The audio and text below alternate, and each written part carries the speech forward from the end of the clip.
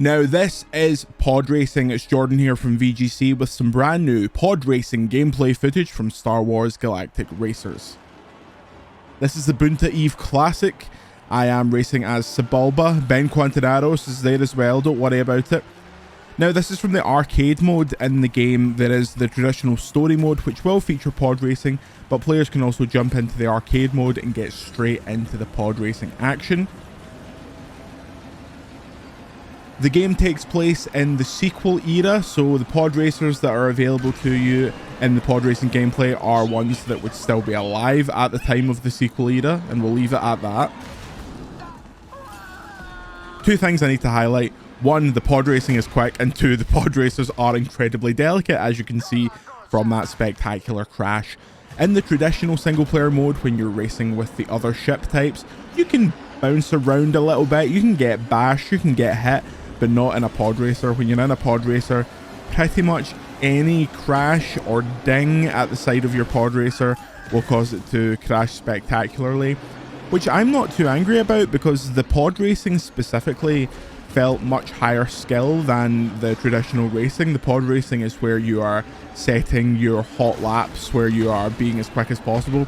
That crash that I just did there before getting hit in the back is pretty much as hard as you can get hit off the wall and still survive. However, when you're in that damaged state, any crash into you, like here, this damaged state, any crash into you will do significant damage and usually take you out.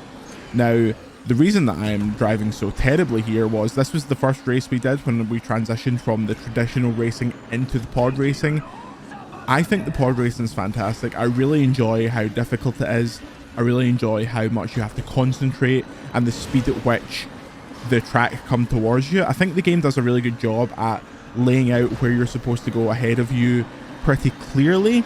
However, there is a lot of learning the track. There is a lot of anticipation that is obviously built into completing the races quicker and quicker.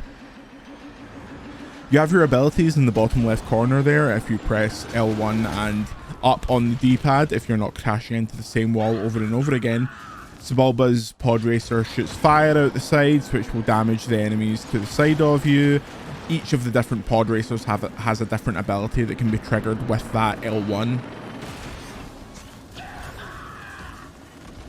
It's also fun that in the bottom right hand corner there you saw your rival pod racers freaking out about their imminent demise. You may have seen that Sebulba's pod racer went gold there, so when you've just taken down an enemy, much like in the Burnout franchise, you have a little bit of invincibility, which I think is smart. It's built in there because if you are pod racing at 1,000 miles an hour and you send someone into a wall and the camera then cuts to that person flying into said wall, you're not going to be able to control your pod racer, so it gives you a bit of invincibility and takes control away from you and will basically drive you on a safe path while you watch the camera cut.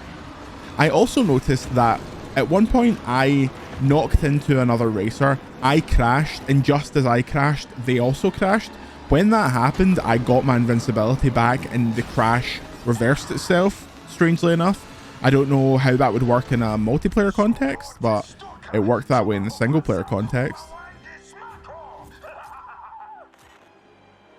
So that was obviously a hot lap. We managed to get the bronze and the silver, but didn't quite get the gold thanks to those ridiculous crashes. We get a look at the arcade screen here. We can check out all the different kind of arcade races that are on the different planets. So here we are on the next race of the arcade section. This is Six-Limbed Fury on the planet Lantana. Now, I think that the game does an interesting job here because obviously when people think of pod racing, they exclusively think of the Bunta Eve Classic and the Mos Espa Speedway and it's a desert planet you're thinking when you're thinking pod racing. But that would be pretty boring if that was the only place you could pod race in the game.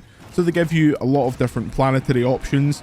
I'm not actually sure if every planet can be pod raced on. I don't see why not. There are planets that we played in the single player portion that didn't come up in the pod racing portion that I think could work as a pod racing environment. My man Dud Bolt is there as well. Now, the elephant in the room is that if the pod racers that exist in this, and I crashed, good stuff. I told you it's very fast. If the pod racers that you can play as in this game only count as the ones that are still alive at the time of the sequel trilogy, then what age are they? Now, they actually addressed this. Sebulba and Ben Quintanaros and Dud Bolt and all the rest of the pod racers have been aged up. So there's a section where you get to have a look at Ben Quintanaros in the character select screen, and he looks older, which really made me laugh. I appreciate that level of detail. At Summer Game Fest, VGC spoke to the people behind the game, Fuse Games, and asked about the likes of Sebulba, and they said that they had to go to Disney and be like, okay, so where is Sebulba at this point in the canon? Can he be in the game? What has he been up to? Which I think is fun. I think it would have been difficult to do pod racing without Sebulba and Ben Quintanaros. Obviously, the elephant in the room, the second elephant in the room, this room's got lots of elephants in it, and the second one is Anakin Skywalker, who, for my money, is the iconic pod racer, not only because his pod racer was the one that was in the arcade machine, that was the pod racer you actually sat in that excellent pod racing arcade machine, but he is the toy, he is the one that everyone wanted to be when they were young. So hopefully they can maybe add Anakin in the future as DLC. I feel like I understand their commitment to the canon, especially because all of these characters have to appear presumably in the single player at some point. But once that's completed, a DLC that flashes back to the original pod race and includes all of those characters, I think would be very welcome. And I think that the Star Wars gaming franchise is more than up for bringing back legacy characters. I mean, literally Star Wars Zero Company brings back Anakin, so I don't see why Galactic Racer couldn't.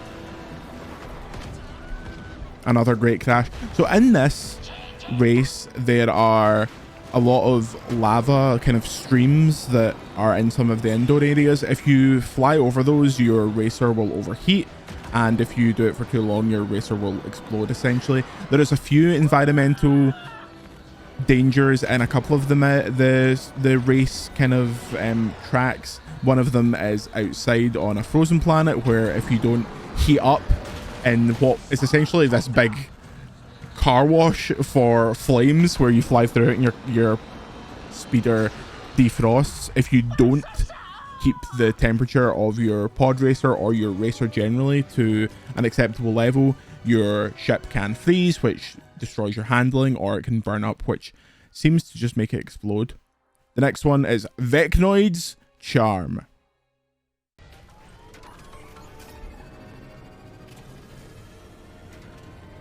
And obviously there's a few new pod racer designs, because some of the ones that were in the original films have been destroyed by this point of the canon, so they've designed a few new ones which I think look great, and obviously the classic ones are in there as well.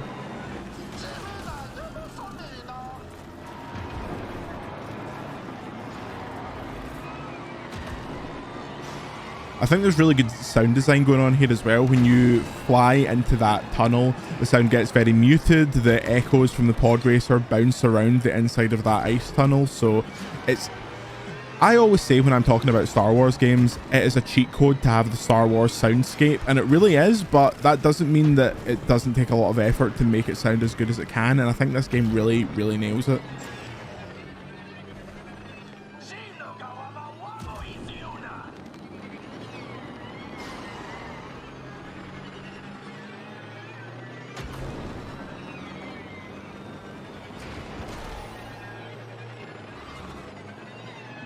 You see those little lights on the side of the wall there?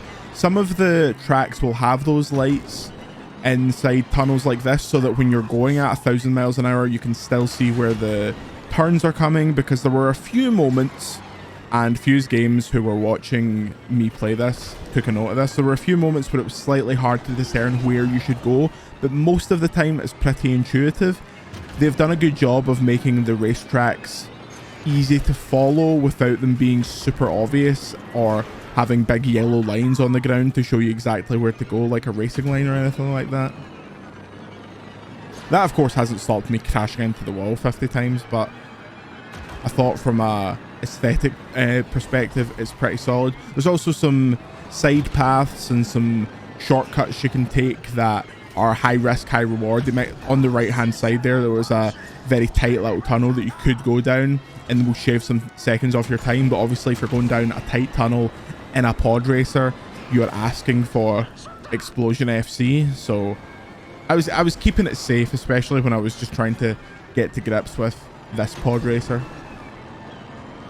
You also saw in the corner there a perfect landing bonus. If you can angle your ship as you're about to hit the ground off a jump, and that will give you a perfect landing bonus. Some abilities are tied into that. So there's an ability that gives you a boost, and that boost adds time to the boost countdown every time you pass an enemy, or it can add time to the boost countdown when you make a perfect landing. So if you're on a track that has a lot of jumps and you can nail the perfect landings over and over again, you can basically maintain this ability throughout an entire race, and it's very overpowered as you watch me completely throw away first place. That's Star Wars Galactic Racer. There is actually more gameplay of Star Wars Galactic Racer available on VGC right now.